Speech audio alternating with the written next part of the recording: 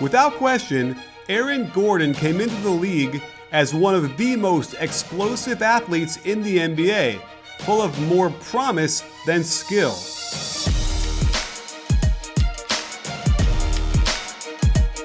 And from the start, the Orlando Magic seemed to struggle with where to play him on the court. Playing mostly the small forward position, it was a role where he was expected to put the ball on the floor and drive to the rim as more of a spot-up player. And with some strange roster decisions over the last 2 years, his development was interrupted time and again. The way his career was going, he was destined to be another incredible dunker that never figured out how to develop and showcase any other skills. But it appears the Magic finally figured out that Aaron Gordon is indeed a power forward. And by unleashing this smallish ball lineup, they've increased the pace from 13th last year to 3rd in the league this year, allowing Gordon to finish a higher percentage of his plays on the break. And suddenly, by starting the game being guarded by bigger and slower power forwards, his three-point game has detonated over the entire league. In 6 games, he's shooting 57.7% from behind the arc. And we're not talking about small volume. He's getting up over 4 threes a game.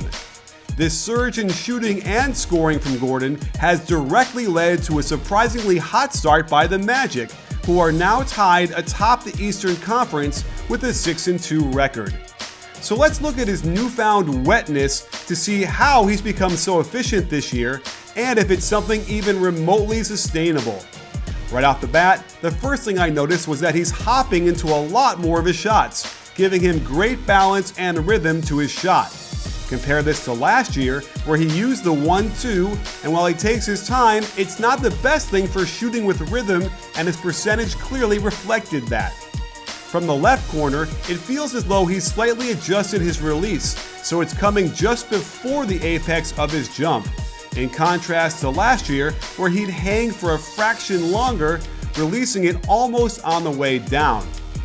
From the top of the key, watch how he lifts both feet into the hop before the catch, has a good springy dip for power, releases just before the apex of his jump, and lets his feet flow forward on the way down.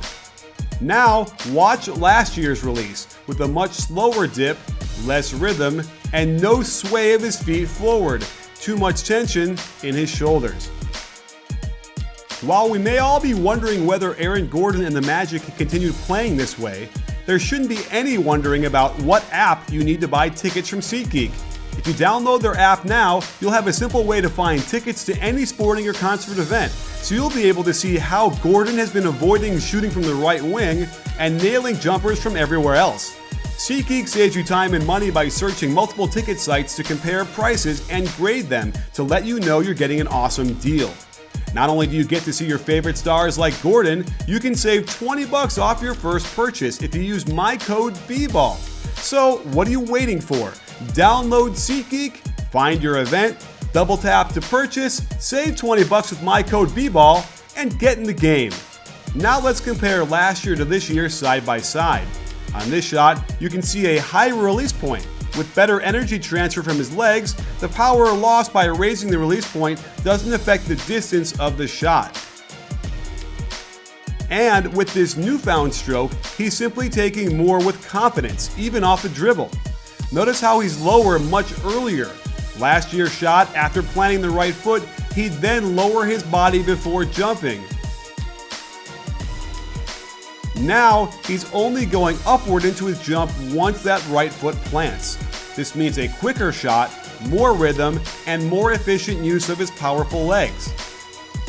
Now that he's preparing his feet much earlier, particularly with the hop, notice how much faster he's getting the shot off in comparison to his 1-2 from last year. He's getting a much better sway on the way down as well, plus it looks like he's gained more control with less arc on his shot. Too much arc can be a bad thing, and by getting it closer to the ideal 45-degree release, he'll be more consistent. Looking at the shot chart so far, he's clearly gone away from taking so many right wing threes, and getting a lot more from the top and left wing. an area that righties tend to excel in because their bodies are more easily aligned to the hoop on the left side. So the question that begs to be asked, can Aaron Gordon sustain shooting at such a high clip over the whole season? The answer is no.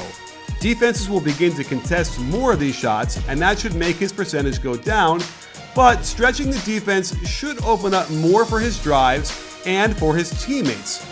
Even if he drops down to an average 37% from 3, it provides a lot more spacing for the offense, and teammates like Evan Fournier and Nikola Vucevic should directly benefit, which means the Magic could be making playoff noise by the end of the season. A completely unexpected, but very pleasant surprise. Sports fans, to see more of our great NBA content and analysis, make sure to hit the subscribe button, but also click the bell and adjust your settings so you can get an alert the second our videos drop, because trust me, you're going to want them hot and fresh. You in?